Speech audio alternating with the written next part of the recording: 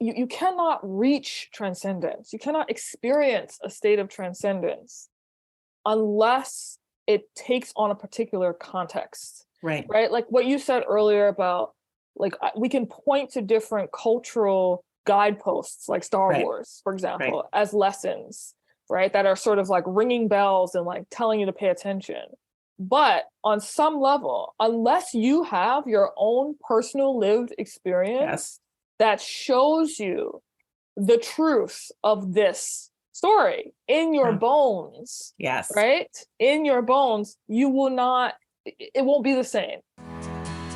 The Village Square, a nervy bunch of liberals and conservatives who believe that disagreement and dialogue make for a good conversation, a good country, and a good time.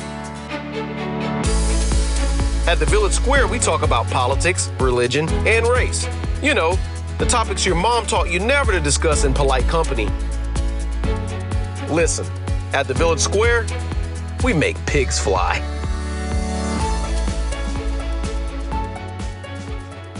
Welcome to Village SquareCast.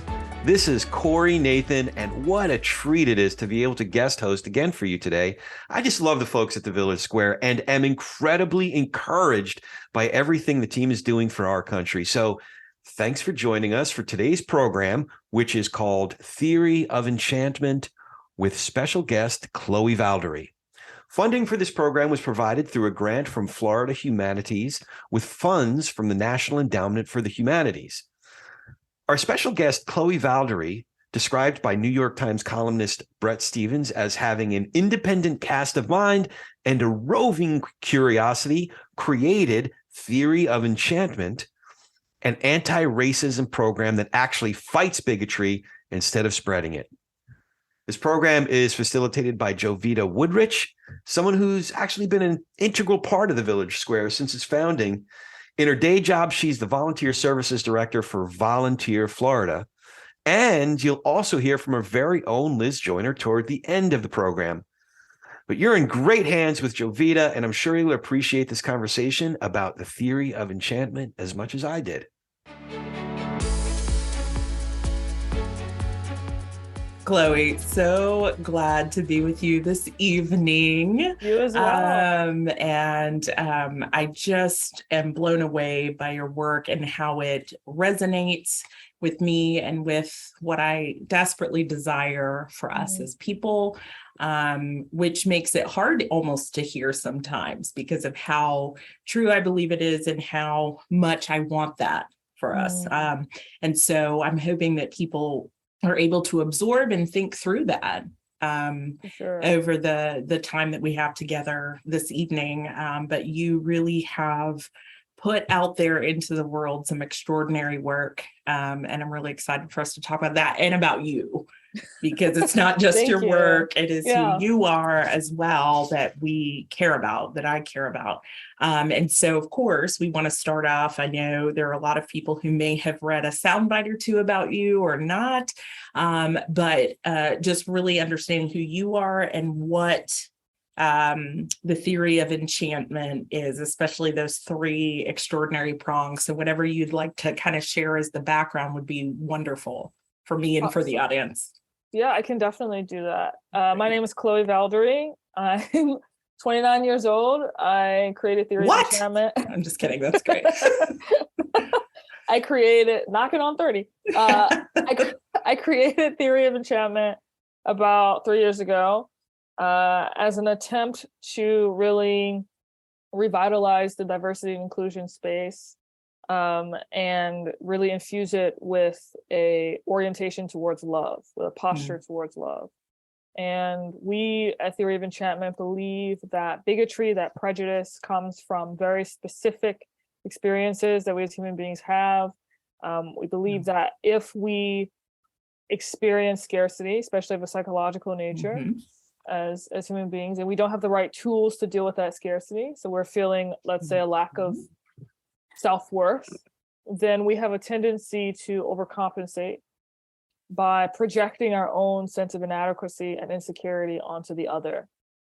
And we do this to defend ourselves, we do this to feel better about ourselves, but it obviously results in very damaging outcomes. And so in order to undo that and to fix that, really, we need to enter into the habit and the practice of getting in right relationship with ourselves. Okay. So that we can catch ourselves. We can catch when we start to project those insecurities. We can catch when we start to project aspects or perceptions of ourselves even onto the other in an instance of stereotyping.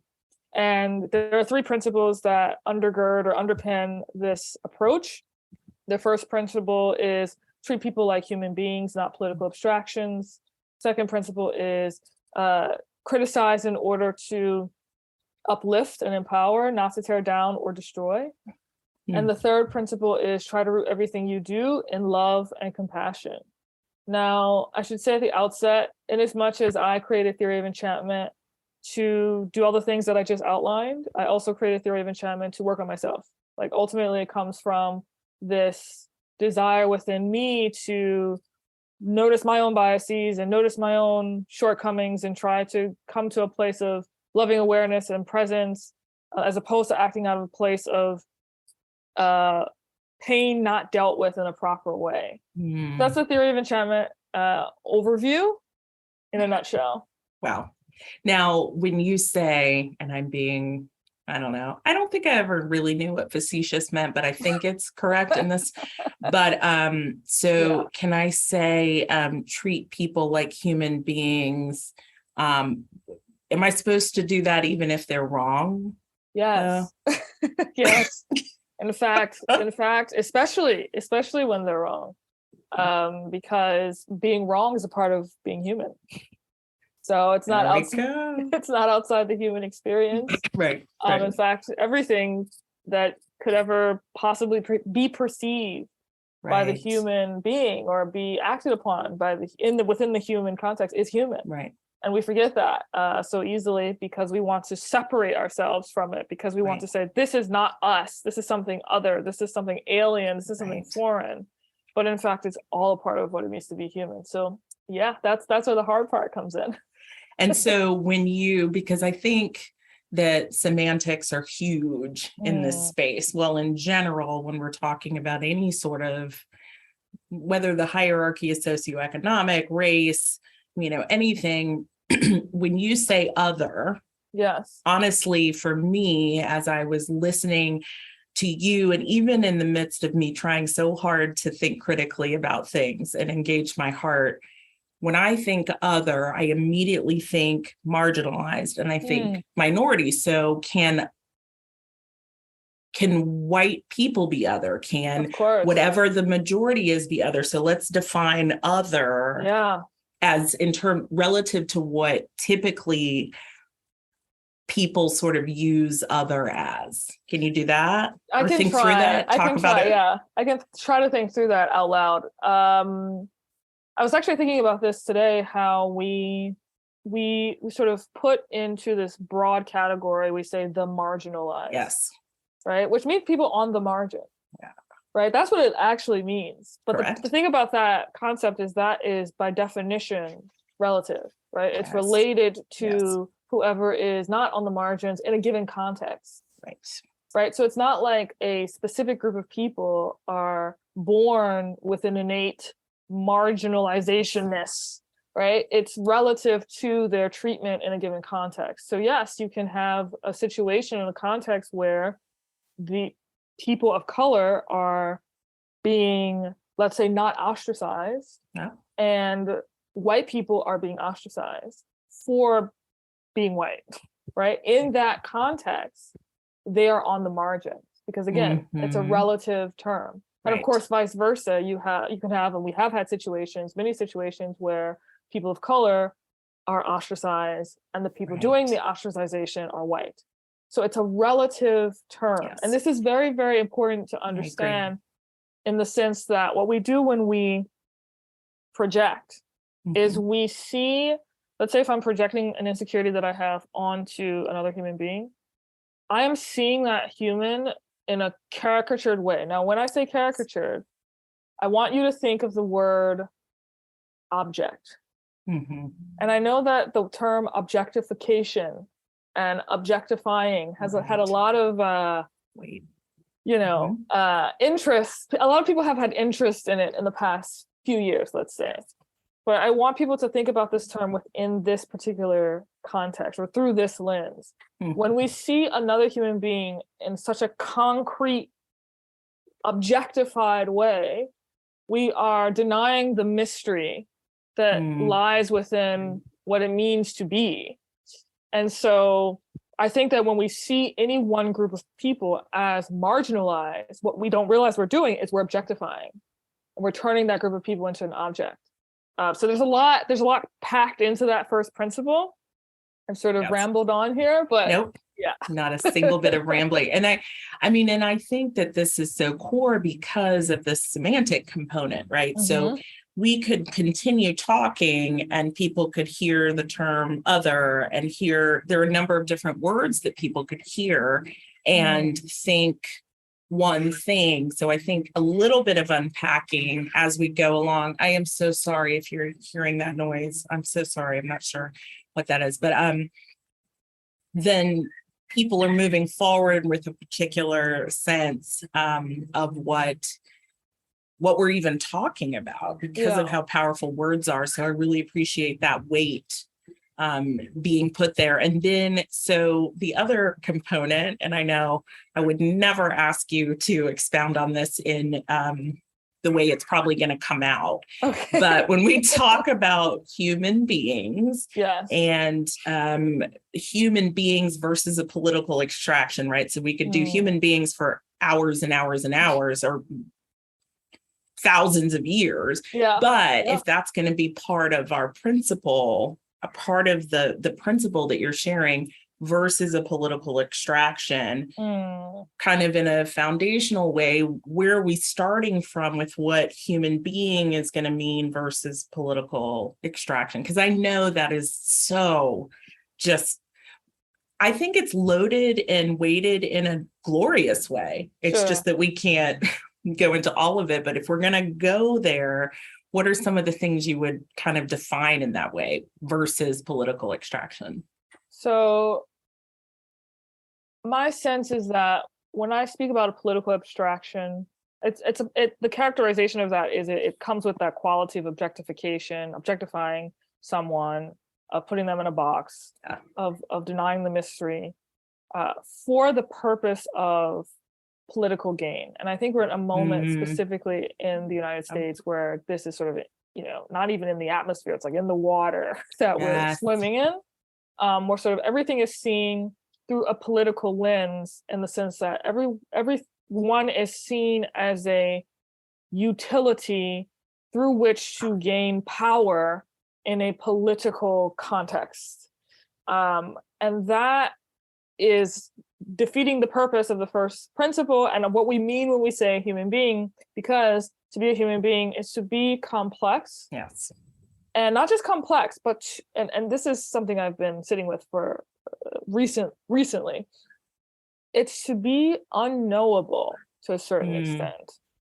And this is a part of like individualism that I think has gotten lost in the sacredness of what we mean when we talk about the sacredness of what it means to be an individual. The reason why, one of the reasons why being an individual is so sacred is because of that mystery. There's a kind of unknowability in the very fabric of being itself. Yes. And when you forget that, or perhaps when you've never known that, perhaps when you've never realized that about your own self, let alone the other, right? Yes. Then, and given the environment that we live in, given the sort of moment that we're swimming through right now, you can be tempted to reduce in the way that you see others. You can be tempted to reduce people through this very narrow lens. And by reducing, you're abstracting. Yeah. It's the same sort of movement going on at the same time. You are not being in touch with that beautiful richness. Right. That is on a fundamental level ungraspable. Yeah. Right. And so that would be what I would offer at this juncture. Yes. Those are the difference. No, and thank you. And that is so rich and so powerful, because I think we use terms like love and other and human and connection in ways that sometimes either come across as a cliche or don't represent the work that you represent and are trying to share. And so I think just establishing a little bit of that groundwork helps when we're talking about weighting and anchoring what you're talking about. And even everyone in this audience, you and I, when we think about what we're entering into as we have this conversation, it's that each of us have that mystery, and it's not just in a way that may feel it is ungraspable, but it is weighty as well. Yeah, at the same time. That's the exactly. Paradox. Yes, that's exactly. And so I'm going to step back out a little bit, and thank you for sharing that. Just to the theory of enchantment. And, you wrote looking for an anti-racism program that actually fights bigotry instead of spreading it. So a little bit of this, and I do want to be primarily proactive about it, but that means looking at what you have learned from in order to get to where you are, because it's all a journey and a learning process. What was going on that you had a sense in the DEI space was not hitting the nail when it comes to truly moving forward. So I'd love to hear a little bit about that. And then what you mean by spreading it versus not when it comes to DEI and anti-racism. Yeah, that's a juicy question. I know. So a little bit more of the origin story of theory of enchantment, I think, is appropriate here. So my background is in international studies. I have a degree in international studies. My focus in college was the Israeli-Palestinian conflict. I got an amazing degree, an amazing education. Shout out to University of New Orleans. Incredible experience. And I found that it was interesting that there was an absence of a conversation about love and talking about how to mitigate conflict. And so after I graduated, I moved to New York from New Orleans originally, moved to New York, worked at the Wall Street Journal, worked on the thesis, basically attempting to tease out love as a central force in trying to mitigate conflict. And I did that. I wrote the paper, worked for a nonprofit for 2 years, basically refining it, again, still within the context of the Israeli-Palestinian conflict. And after that, I didn't know what to do. And, I had been talking to a lot of people, and some people were like, this is applicable to so many things. Why don't you try to bring it to high schools as a social emotional learning program? And so in 2019, that's basically what I tried to do. Now, I have learned that the school system is it's context dependent, but it's rife with webs of bureaucracy. And, it's very difficult to get a curriculum into a school, but, I was trying my best. And then 2020 descends upon us. So I had done the curriculum. The curriculum was full of gems. It was full of people like Dr. King and Maya Angelou and all of these incredible minds and thinkers. 2020 descends upon us, and there's COVID. So that's the first thing. So people are locked down, isolated, feeling alienated, disconnected. And then the summer of 2020 descends upon us, and we have Black Lives Matter and George Floyd and all of this new interest in anti-racism, diversity and inclusion. At this time, I was giving different interviews, showing up on different podcasts, speaking about the work I was doing. And all of a sudden, companies started reaching out to me. And they were like, this is an anti-racism program. And it's different from the anti-racism program or the diversity and inclusion program that has been brought into our space. Interesting. And so that is really when I started to see the difference between what I was bringing to the table and what other folks were bringing to the table. So I lay all that as groundwork. What other folks were bringing to the table was a kind of, I would say it's a type of a program that causes separation between people and causes division between people. And it's not I don't think it's purposeful. I don't think the Right. people who are doing this on purpose. I don't think it's intentional. I think the people who are advancing these ideas, like Ibram X. Kendi and Robin DiAngelo, Mhm. are genuine in their desire to advance a good future for the United States of America and for the future of race relations. But I think that they're still responding out of scarcity. And I'll just take an example. Dr. Kendi, for example, who promotes this idea of equity in his book, How to Be an Anti-Racist. Mhm. And I believe I'm correct when I say that equity in his sort of vocabulary is defined as equality of outcomes, essentially. Now, to remind us all of the first principle, treat people like human beings, not political abstractions, because of the inherent mystery, or the mystery that is inherent and innate to what it means to be a human being itself. It is impossible, I want to say this and be very clear, it is impossible to create a reality in which all people experience the same outcomes. It is not only impossible, but to try and do so would actually degrade the richness of what it means to be a human being. And there's a paradox involved in this, right? Because when obviously we want to alleviate the suffering of others, right? Obviously we want to come to a place in our society where those who are on the margins, whoever they may be, right, are have something to catch them, right? Have a net to catch them. We want to be the type of society where we take care of each other, right? But that is a very different paradigm from saying we want to have the same outcomes. And so when you, and I don't mean to be, this isn't me trying to be rude. This is just me being obsessed with pop culture. So I'm going to make a comparison, but I don't want anyone to feel insulted. I don't mean insult. So I was a huge Star Wars fan growing up. Huge. I was in love with Anakin Skywalker. I had pictures of Hayden Christensen, who played Anakin Skywalker, in my locker as a 15-year-old. I was in love with him, this like angsty, heartthrob who was clearly making the wrong decisions. And so I am fascinated by the sort of transformation of Anakin Skywalker into Darth Vader. Now, Anakin Skywalker, the reason why he becomes Darth Vader is because he cannot fathom death. He cannot deal with the reality that life includes death, and life is full of suffering. And in particular, it's his mother who suffers. He can't save her. He foresees Padme, his wife, suffering and even dying in childbirth.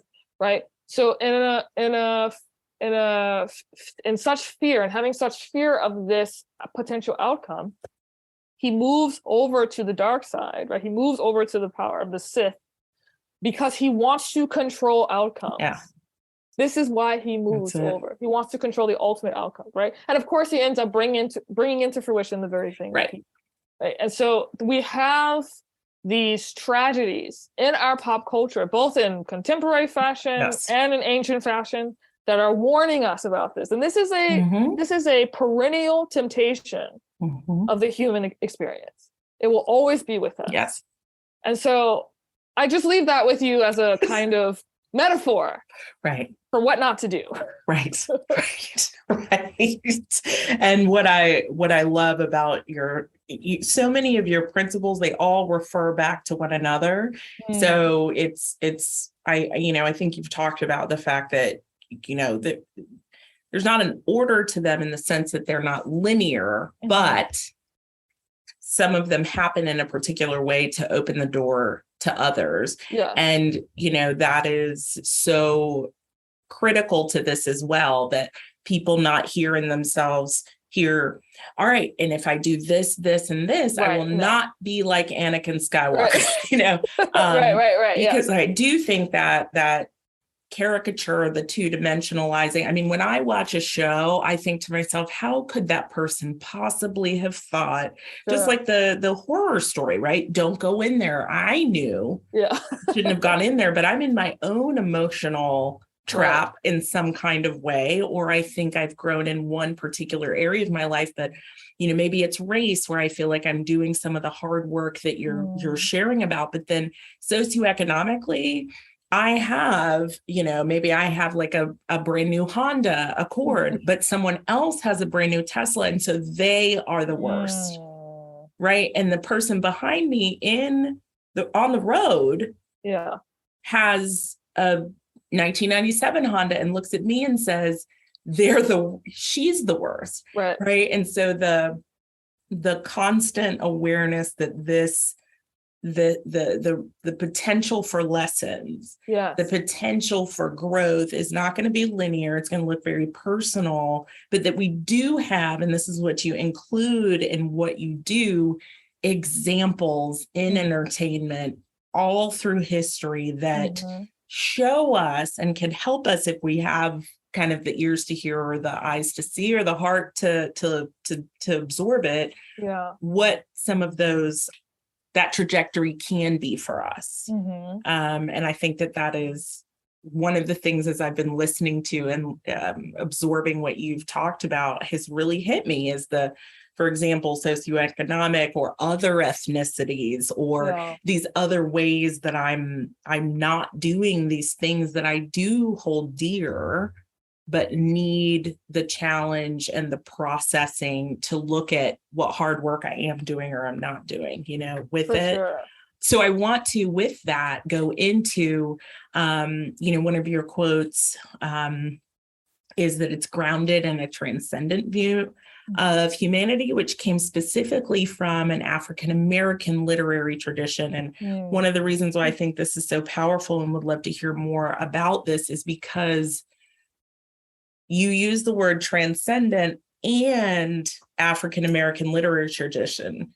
So it's transcendent about human beings, and it happens to be from a particular minority literary tradition. And it's not saying this is a view that is specifically African-American, right? Like you found things that are bigger than just a particular marginalized or other group that will apply to anyone who's a human being. And that is not typical to hear.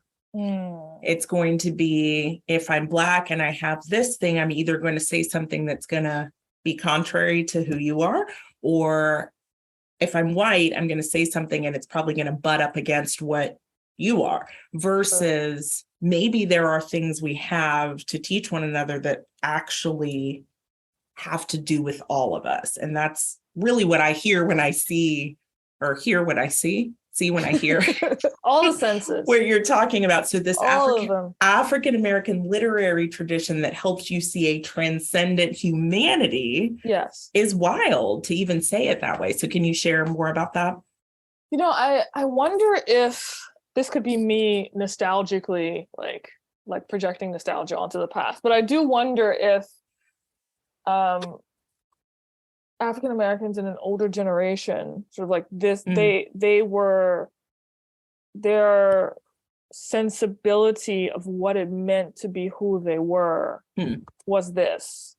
Because that's certainly the impression that I've gotten in my experience. Because, I went to the first elementary school I attended was Langston Hughes Elementary School, great son of the Harlem Renaissance. The first poet I remember being absolutely blown away by in first grade, because we had to study her, was Dr. Maya Angelou. So Still I Rise was the first poem I remember having to memorize. And for whatever reason, I was 6 at the time, so it's very difficult to remember. But the way the experience of memorizing Maya Angelou's Still I Rise as a 6-year-old, the way I absorbed it with everything that was going on in my life at the time was clearly about the African American experience, and it was also clearly about the human experience. Like broadly speaking, right? It was both at the same time, and in fact, I think that there's this other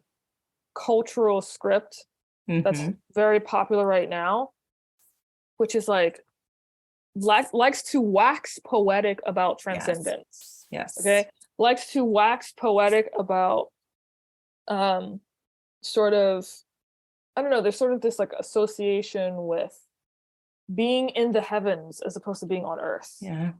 There's something like dominance within our culture right now. We want to escape this, mortal frame and ascend to the heavens. This is a cultural script that's been dominant, I think, within our civilization for a very long time. And the thing that I've learned is that in and of itself is still a kind of separation. It's like there is no heavens without the earth. Right? When you cannot reach transcendence, you cannot experience a state of transcendence unless it takes on a particular context. Right? Like what you said earlier about, like, we can point to different cultural guideposts, like Star Wars, for example, as lessons, right? That are sort of like ringing bells and like telling you to pay attention. But on some level, unless you have your own personal lived experience that shows you the truth of this story in your bones, right? In your bones, you will not, it won't be the same, right? It won't be, you won't absorb it in the same way. You won't experience it in the same way. And I think that's true on a larger level. The African-American experience and the African-American artistic tradition in response to that experience has been one, on the one hand, within America, of incredible suffering, right? Incredible trauma, incredible pain. And at the same time, the tradition has been to use the arts, and I focus on the arts because it's very near and dear to me, to use the arts, to use music, to use dance, right? To use poetry as a mechanism to transform that suffering into an awareness of a greater truth, and dare I say, a greater love for humanity. First of all, I will say, it's rare for any human being to do this. I think, at least within the recent historical timeline. Perhaps it was more likely to happen, I think, in the past for a whole host of reasons. But of course, that legacy is for us all, Black or white, right? This is a gift. And to deny yourself or another human being the gift, which is ultimately giving them a tool through which they can learn how to transcend their own suffering, right? And their own pain, and be in right relationship, because in order to transcend it, you have to be in right relationship with it, right? To deny that is not only a tragedy, I mean, it's a calumny. I don't know if I said that word right, but it's like we are erasing our own cultural lineage and legacy when we promote that idea, I think, ultimately. Yes. It is. And when you say the word transcendence, again, with, with semantics and language, I think there are so many different terms that if you threw them out, people would go, okay, transcendence, I don't really get that. But even something like, I was talking to somebody about the word patriotism the other day, this idea of being with a group of people that are it's more than just you. And I had said something referencing tonight about the idea of being able to be in a place where we could have this discussion and that people could feel ultimately a freedom. And then I said, you know what? When I think about transcendence, I think about freedom. I think about being able to be proud and thankful and take up my space in my country and my culture, but that it's not that the space is not so confined that that I am having to take away from someone else in order to do that. Right.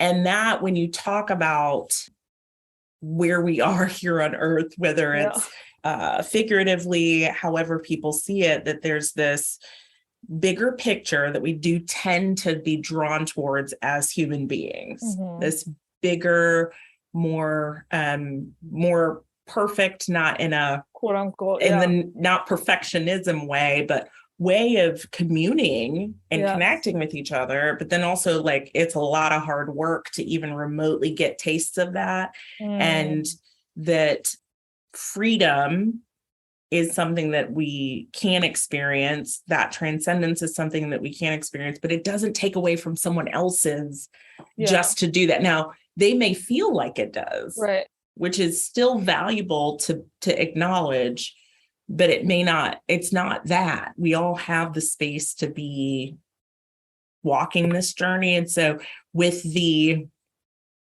fact that this is not one or the other, if you look at that second principle about criticize to uplift, to lift up and empower, never to tear down and destroy, I bet there are people who say to you, that's not possible. If it's criticism, then it is tearing down and destroying. So, like, if you were going to think about the idea of constructive criticism, the idea of what it does mean to criticize, to lift up, what if you have some examples of that, obviously with that foundation of love, which is a hard thing, examples I think people would appreciate. And then also just, how can you empower through criticism? It just does not, we don't see a whole lot of it happening that way. Yeah. If that all makes sense. I think, no, it does. I think I'm trying to figure out how I want to.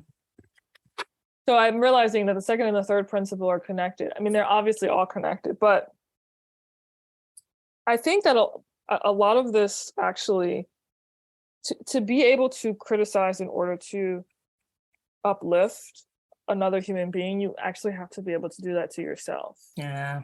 And I find that that's actually the hardest part for all of us, is to, the late great Buddhist monk Thich Nhat Hanh, who was nominated for a Nobel Prize by Dr. King, talks about how if you're, let's say I'm angry and I don't want to be angry, I don't like the feeling of being angry. Talks about holding your anger with loving kindness and not trying to suppress it, not trying to,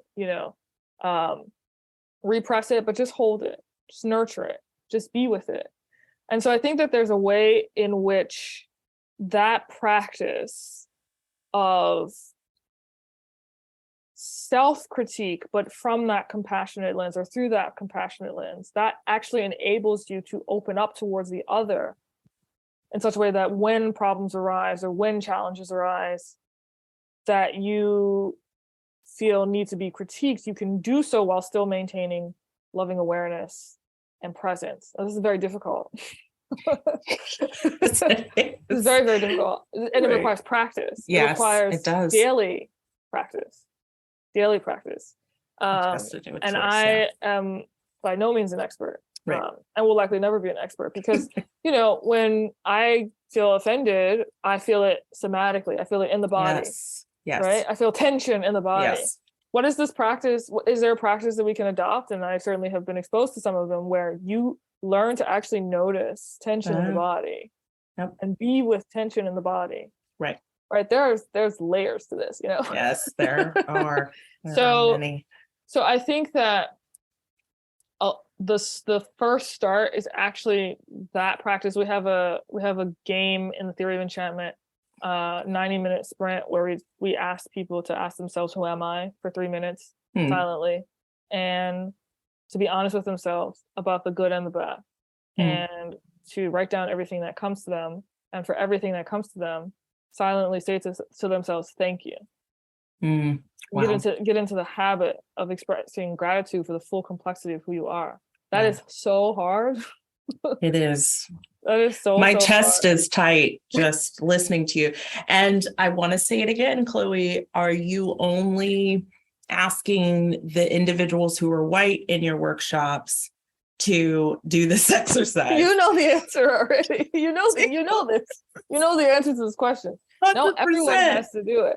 And that is, I want to hit home this, and I think we can kind of go to this point too, in terms of what it actually looks like when you're doing this, that these hard things you're talking about, because I think pretty much everything that we have talked about, we have barely really talked about race or any of the kind of more divisive things that have put these rips into our democracy and into who we are and our true ability to connect with one another. But part of this is, even as I'm listening to you, I will have this subconscious thought in my brain that moves me towards a certain side or not because of what the things that are entrenched. So part of my duh here is because I'm trying to break through as we're chatting, thinking oh yeah, those folks have a lot of hard work to do.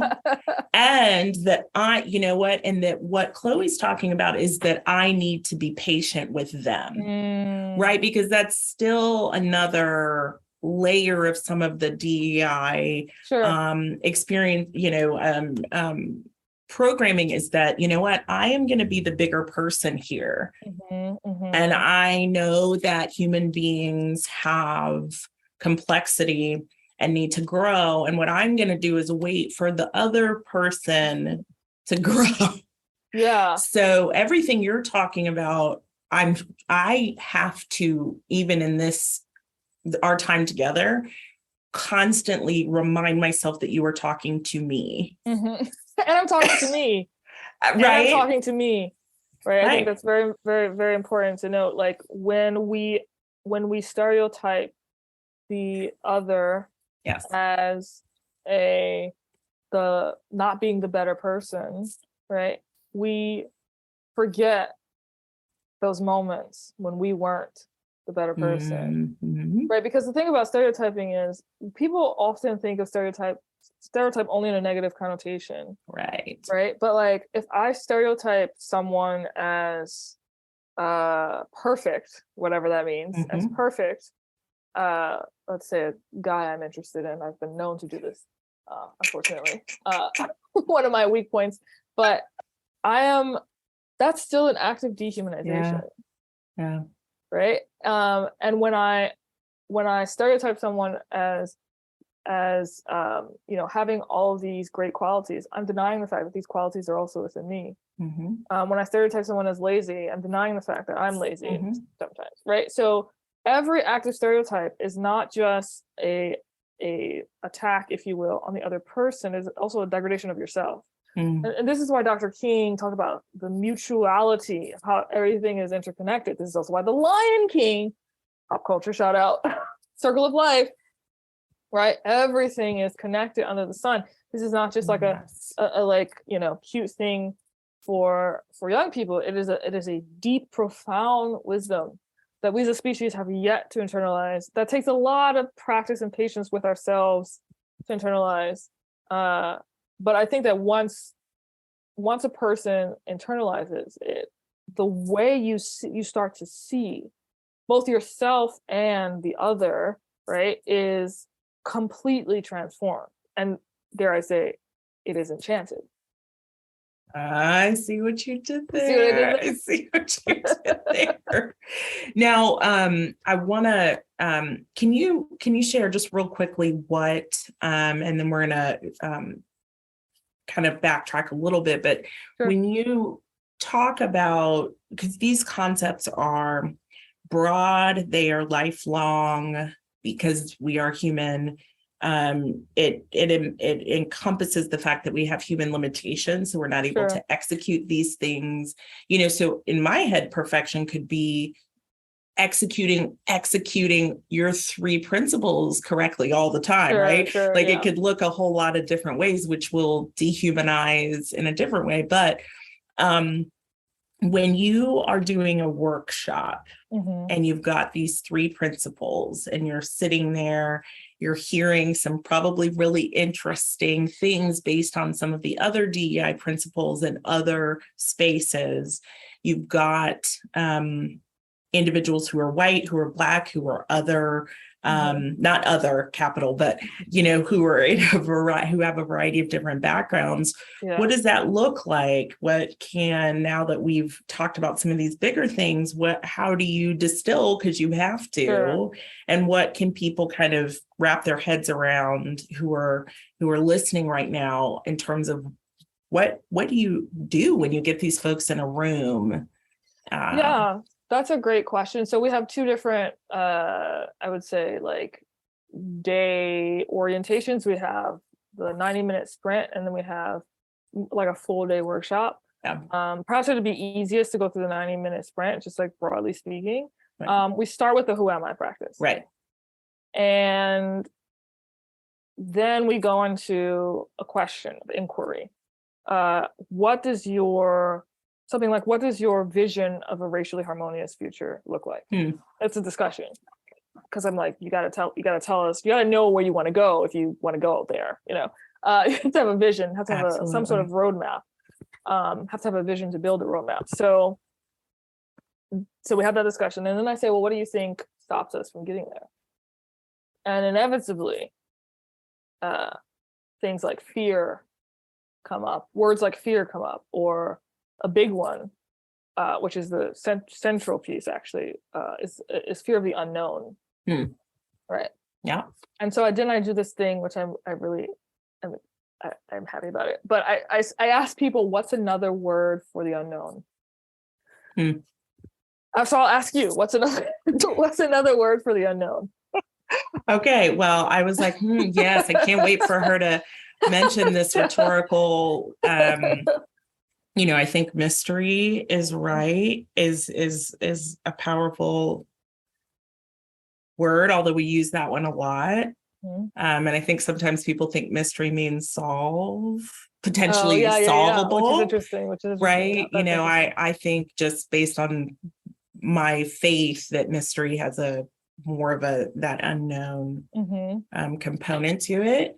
I have adjectives that I could put to unknown, like terrifying and scary, and a bit, a noun like abyss, or, like these words come into play for me, but it's not like an actual definition.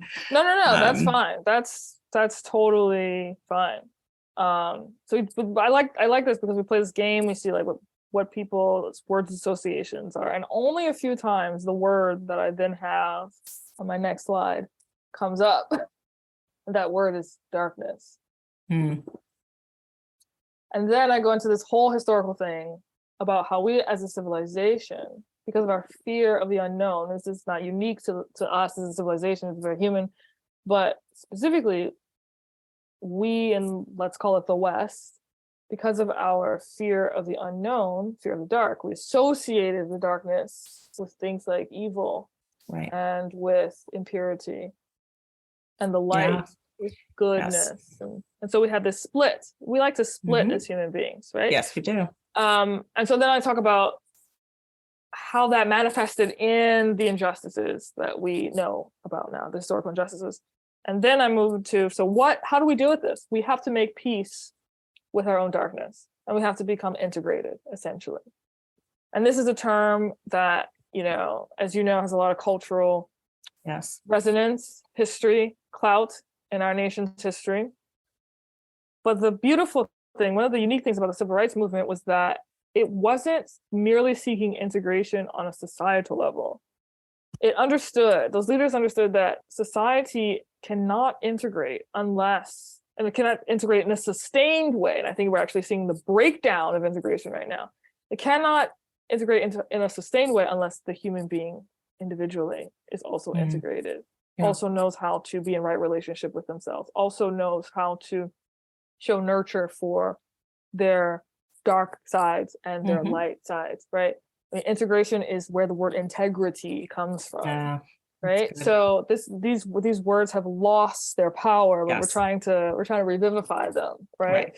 So I talk about the culture and the history, and then we go into a few exercises that are really about teasing out that first principle, where we as participants start to see what it means to be human, what we need to live and thrive as human beings, what happens when we don't have those things, Yeah. and we are in scarce moments, Right. and what we do in scarcity, in times of scarcity, our default mechanism is to split. Is to say all of this over here is good, Yes. all of this over here is bad, right? It's not integrated. Yeah. So we go through these practices and these exercises, and it's sort of populated with pop culture references to also help along the way. That's the general 90-minute sprint. And then in the full day workshop, we do that plus the other two principles. Yeah. And we bring in Stoic practices because we're trying to alter the lens through which we see the world, which can only happen by altering the lens through which we see ourselves. Right. So we bring in Stoicism, we bring in appreciative inquiry, we bring in all of these different methodologies and practices just as tastes, because you can only do so much even in a full day. Mm-hmm. To get people thinking in different ways, cognitively speaking, seeing through different frames so that they can eventually, hopefully, commit to the only thing that can sustain this, by the way, which is a practice. When you talk about these components of your workshop, which are practice and are lifelong, in my mind, I think you get people who kind of roll their eyes, that think you're sort of kumbaya-ing, which is unfortunate because that is a term that has significance in an actual way. So I apologize even for being the person who just did that. Yeah. But, people, I'm going to just kind of go through these things that I think sometimes ticker tape for people, like, okay, yeah, all right, I didn't get enough hugs growing up.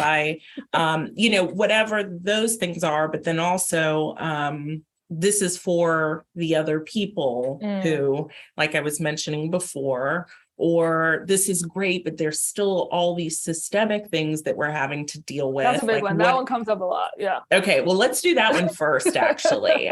This systemic versus, okay, I'm not going to make a difference. What are we going to do? Yeah. How can I be an ally? What's the next step? Give me 3 things to do to fix things, or how are we going to make this systemic oppression? What are we going to do with that? So I bet that comes up a lot, and I would love for you to share some about that. I mean, and it's legitimate because there are so many people whose hearts desperately want to see that transcendence, to see communing, not because we all agree perfectly, but because we do see one another's humanity. But we have gotten so many competing thoughts about how to move forward. Yeah. And so this systemic component, I think people really go after and are concerned about. Rightly so. Yeah, I understand that. I mean, I understand the urge and the yearning for nirvana. I understand the urge and the yearning for heaven on earth, and I think that there's a little bit of that. Actually, there's a lot of that. There's a lot of that in our impulse as human beings to want to recreate institutions and systems. But the problem with that, or the challenge of that, is if I am acting subconsciously from a place, let's say, of anger or jealousy, meaning I don't know that I'm acting out of that place in a situation, right? If I am not even in touch with the inner workings of my own being, then how am I going to somehow be able to transform an institution? I see through these eyes. Right. I feel through this heart. There's a saying in Zen Buddhism, which I think is like paradoxical and poetic, but somewhat true in an essential way. And it's this guy whose name I'm gonna mispronounce, so I'm not gonna even try. I apologize. But he basically says in a series of writings called "Only Don't Know," which is a fascinating title in and of itself. He says, go work on yourself. I hope you work on yourself, find enlightenment. And by finding enlightenment, you will free all beings. Wow. And there's something very true, I think, about that. There's a kernel of truth about that. And also there's something very hard, much harder than tearing down. Let's say we tear down an institution and build another one up, right? That institution is going to reflect and express the relationships that we have with ourselves, the relationships that we have with our family members, the relationships that we have with our friends, the relationships that we have with our enemies. There is no getting beyond this. Right. Which is not certainly we can grieve that in some ways, but also then the hope, because we do have it's okay to do that. Yeah. And then the hope comes from the very same thing. And I was thinking about, here in town, or just in general in my own spheres of influence, there are things that I'm listening to you say that I know I can code switch, but I'm saying to white friends, Black friends, older people in my life, younger people in my life, that the way that you're talking about humanity then gets, as I am practicing, as I am acknowledging these things, as I am grieving this reality that behind everything, whether it's, crypto, smart contracts, or whatever. I'm sorry, I was listening to a podcast on this because I don't understand it, but the person was saying behind everything is still human beings, right? And they were just talking about DeFi or what, I don't even know what that means, but that what you're saying is that truth. And so as I grieve that, and then I take a deep breath, recognize and say, you know what, I'm not going to perfectly do the hard work all the time because I am limited, but that I believe that this is the way to self-actualize in a way that is going to serve other people. Because I think what you said is huge. And I'll go back to that in a second, but that I can then begin to look at my relationships and share and walk life with them the way that I do it, not the way Chloe does it, not the way, whoever the person is, but I can begin to absorb and be enchanted. And then it will look a specific way for me and for my boss or for my coworker or my daughter or whatever. It's going to manifest in a way that will be really powerful instead of desperately needing like a full script for my life. Right. Which there's a not analog, but there's a parallel, I'll say, between this desire to, and I have this impulse too, but completely make over everything. Yes. In its entirety. There's actually a desire or a parallel between that and needing to be in control of everything. Yes. We're not in control. Sorry to break it to you, everyone. But Chloe, I need you to tell me, how do I make someone else an anti-racist? I need you. And so here's one thing that's kind of come up, I think, in some waves here, and it's understandable. If I would love for you to say or share, what do you think about the term ally or allyship? Because even in that, if I say, and this, I think I've even seen this with how I interact with my daughter. This is kind of an odd example, but hopefully it connects. There are times where I've had my husband or a friend say, you are not taking care of yourself. You're not dealing with your own things, but you are very much attentive to what your daughter needs, right? But the best mom I can be is in also taking care of myself. I'm oversimplifying, but when I think about sometimes people going, but all I want is to see Black people succeed. All I want is to see women succeed. All I want, and some of that hard work is happening in a guilt way, in a white fragility way, in a whatever. is that really the best way? Not best, you know what I mean by that? Yeah. Is that going to be the way for lasting, loving change if that self-examination isn't happening? But someone says, but I care about you all, whoever the you all is. Right. How do I separation is still do there. that? And that's what, speak about that. Speak about that, allyship, some of your thoughts about those things. I was actually on a podcast recently with a mentor of mine, Bret Stephens, who noted the distinction between allyship and friendship. And he talked about how allyship is a term that has caught fire in the past few years, but it really means getting everyone to agree with the same political ideology you hold. I mean, that's ultimately what how allyship manifests. And that's not the same as friendship. Yes. And he suggested, and I agree with him, a transition in the way that we think about being in relationship with each other from allyship, where it's utilitarian, right? It's instrumental. It's the instrumentalized. This is political abstraction, but actually, it's the instrumentalization of your relationships for a political goal, right? But it's not friendship. That's one. And the other thing that I'll say is, again, to just keep highlighting Dr. King's observation that everything is interconnected. There's a mutual web of interconnection, right? It's not like if I work on myself, then I'm not working on my relationships with, like, by working on myself, I show up in those relationships completely differently. So it's not one or the other. Right.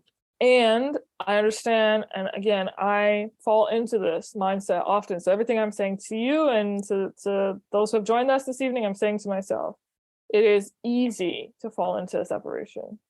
Yes. It is easy to see through a lens of separateness. So I get it. Like, that's why it's hard. That's why it's so hard. Yes. And I do want to give this quick, Liz is going to come back on with some good questions. I am, just in the spirit of vulnerability, Tallahassee is predominantly two races. Now, as you've talked about, and I think so many of us get, diversity there are just waves and oases of it when it comes to a group of white people standing together and a group of Black people. Like, that is nothing compared to what's going on in between, amidst them as individuals, even within their race. But so we don't have, for example, large other minority populations here in Tallahassee. And I have had a number of encounters, I am not terribly pleased to say, where my behavior has been identical to the behavior of white people that I've had to be so long suffering with, because I have had to educate, or I have, whatever my perspective was at the time,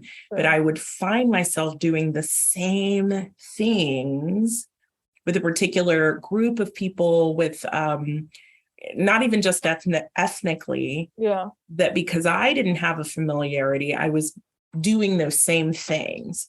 And I would on occasion go, but I'm a fellow minority, or I'm a fellow whatever, and do to make myself feel okay about my behavior. And so I just want to thank you, just in the conversation we've had thus far, for this constant reminder about our humanity in the midst of, whether it's that I was treated poorly by somebody down the street, or because of the systemic struggles that I'm dealing with, that we all have work to do that we can do together.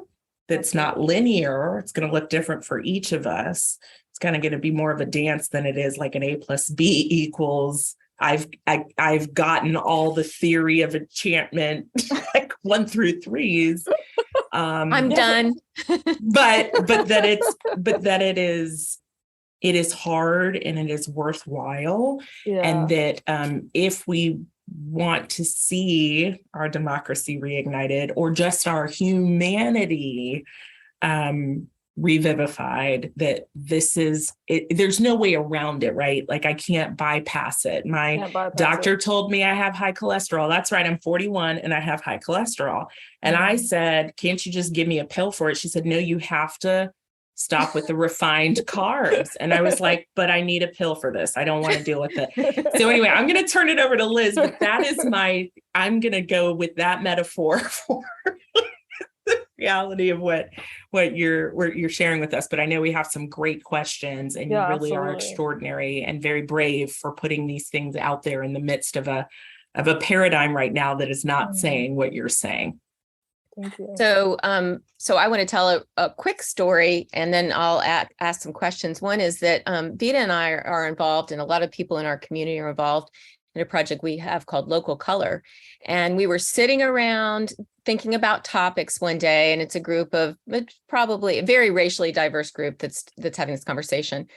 And we came across the idea of having a program on the title ended up being Are White Liberals Accidentally Slowing Racial Progress? ?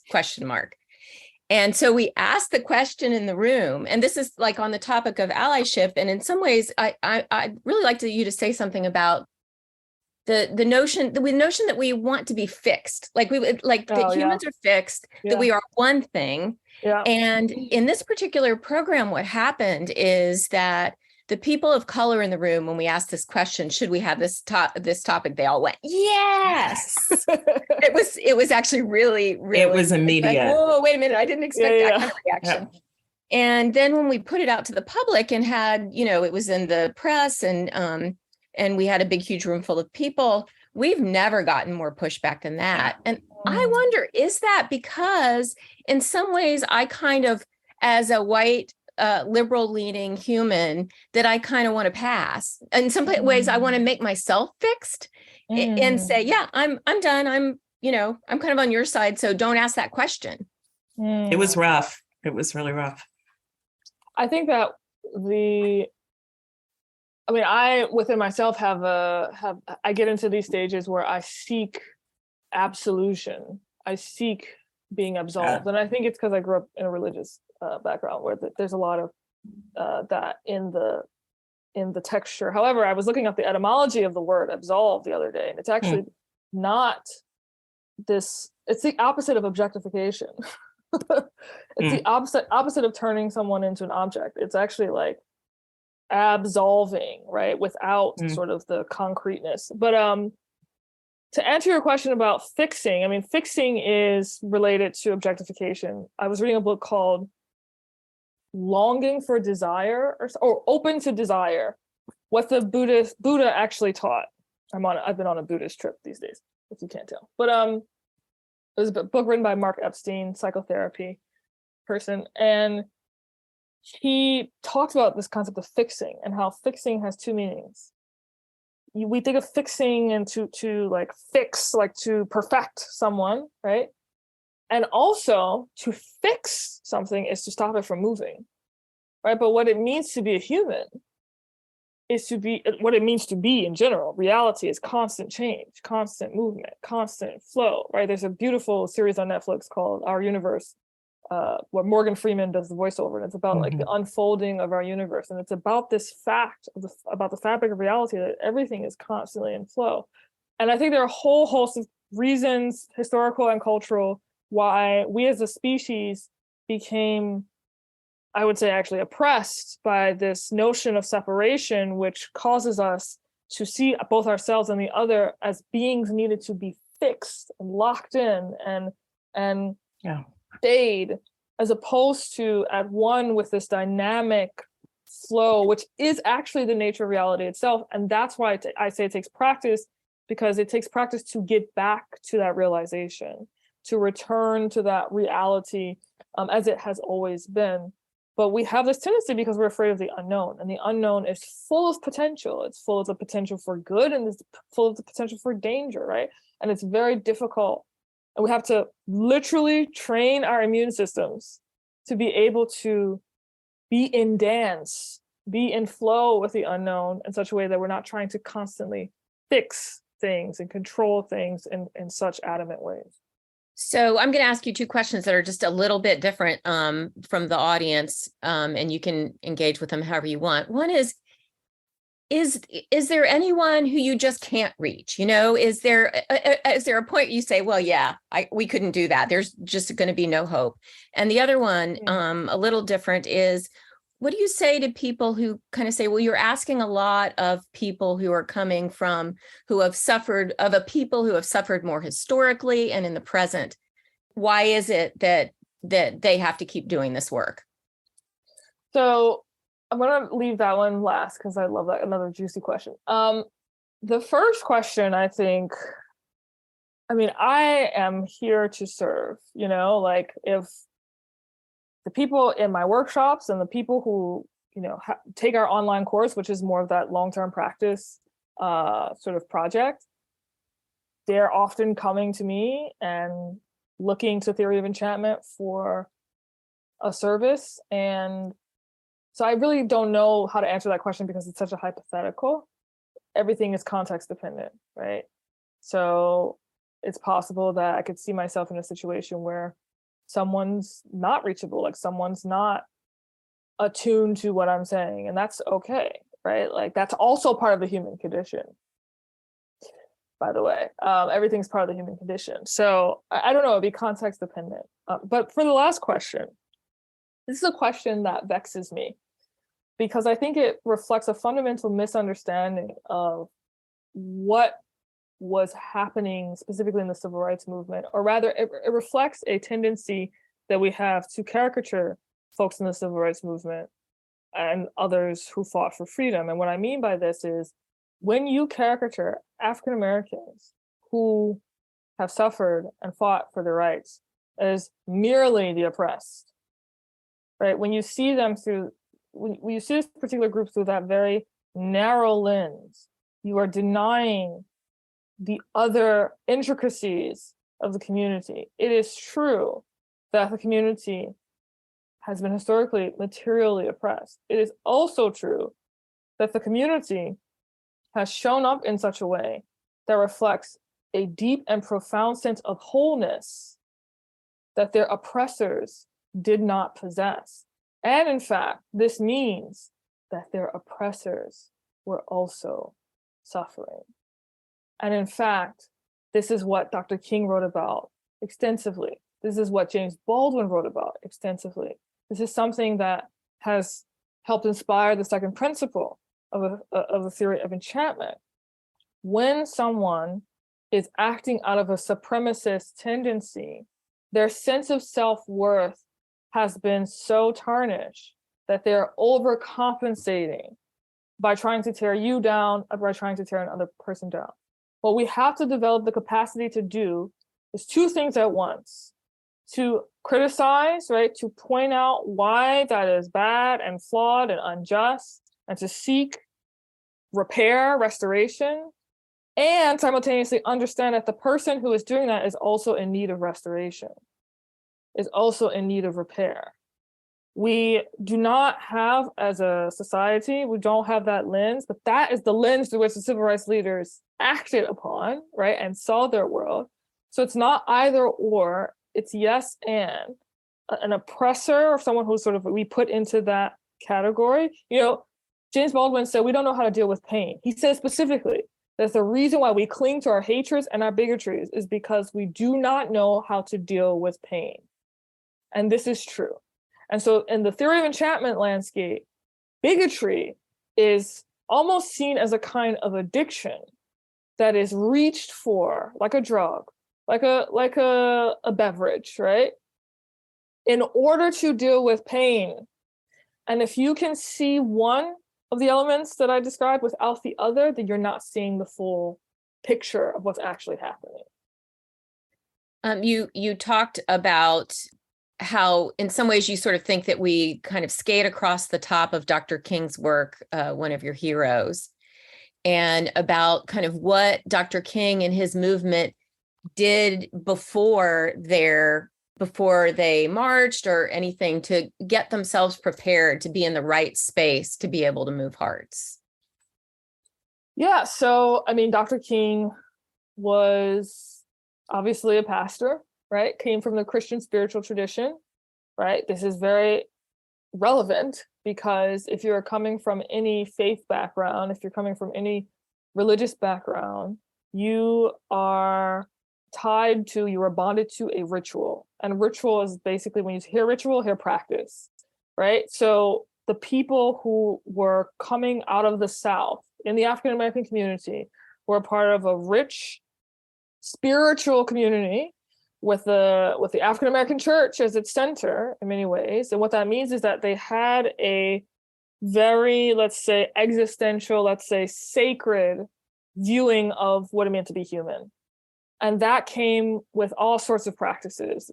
A spiritual lens in and of itself is a different lens through which to view yourself and other humans. But more specifically, how that manifested was that these people were aware of a lot of the things that I'm talking about, and in fact, learned from them.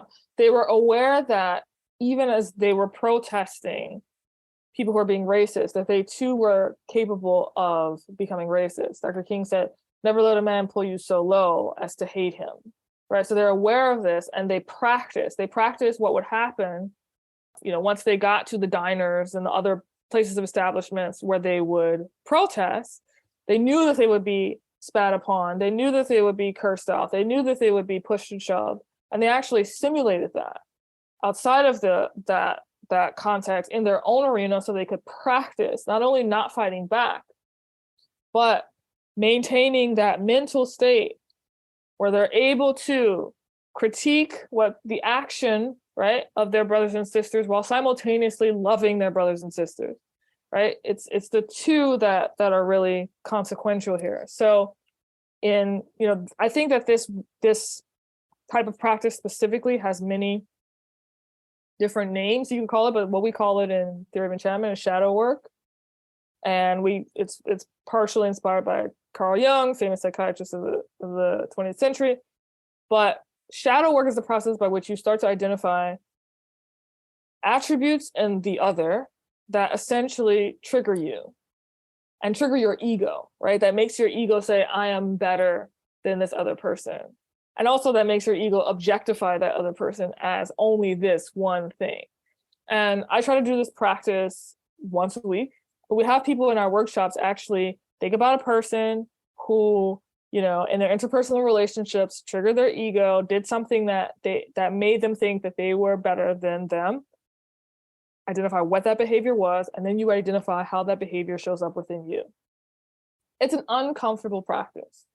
You become more comfortable with it over time, the more you practice it, right?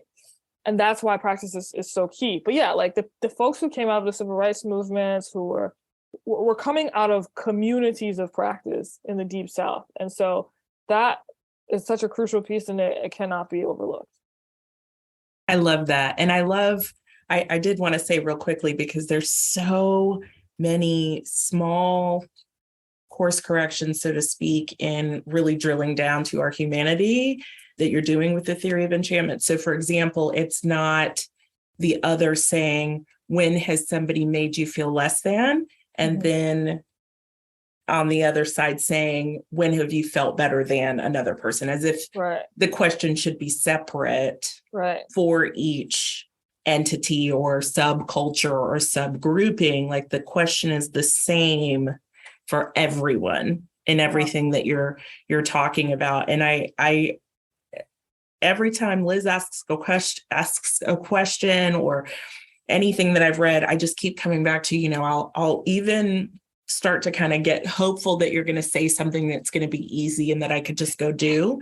I'm like, but again, you can do the web practice. Where's the pill, Chloe? Where's the pill, Chloe? And so the perseverance in this, I just appreciate how that integrity, part of that integration is we're going to integrate the truths of this throughout this. Which is, it's going to be hard work, not a JK, here's the part where you can fake it or do it quickly. Yeah.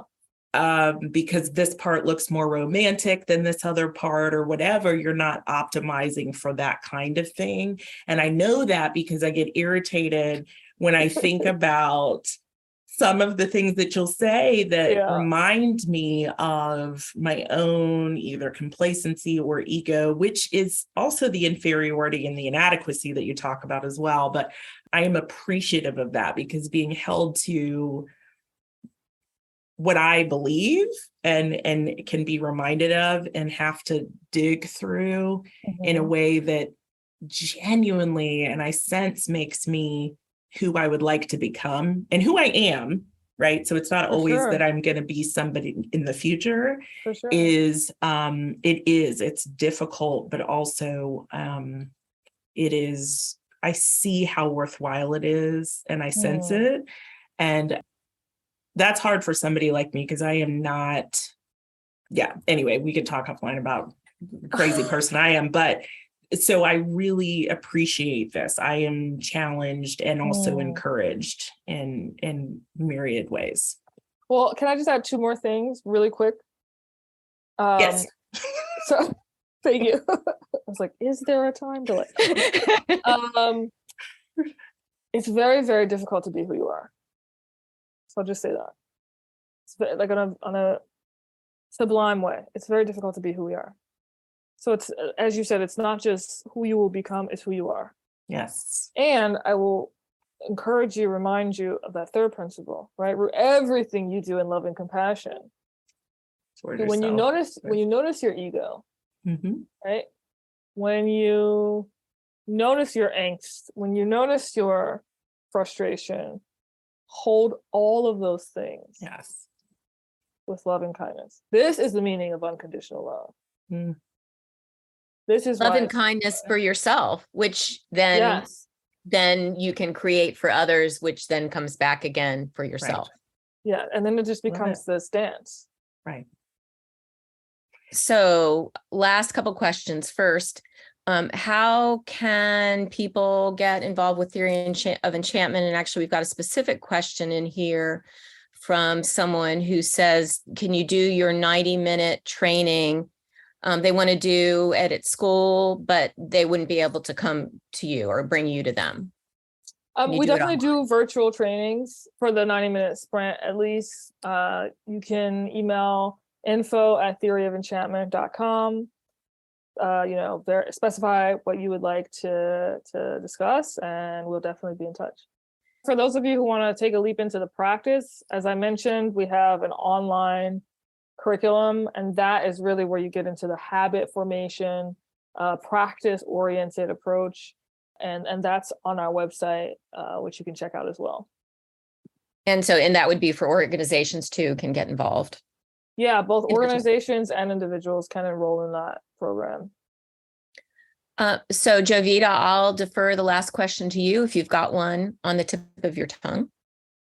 It would be, and I don't know if you could do this quickly, but if you were going to say the most consistent barrier for people as you have done this work, whether it's a kind of a sentence, whether it's if it's othering or people's own, because I am brutal to myself. So maybe it's just that lack of self-compassion, but is there a something that you've seen that has been the bigger of the multiple barriers to really doing this work? Yeah, for sure. Without a doubt, always and always, the biggest barrier is self-love. Okay. So I should have self-love or not? What's the moral? What's the moral? I forgot the moral. I should have phrased that better. I'm sorry. I was wanting that to land so beautifully, and then the subject grammar and verb agreement. It did. Wasn't even right. It absolutely did. Lack of self-love. Absolutely. People don't love themselves. People haven't practiced it, cultivated it.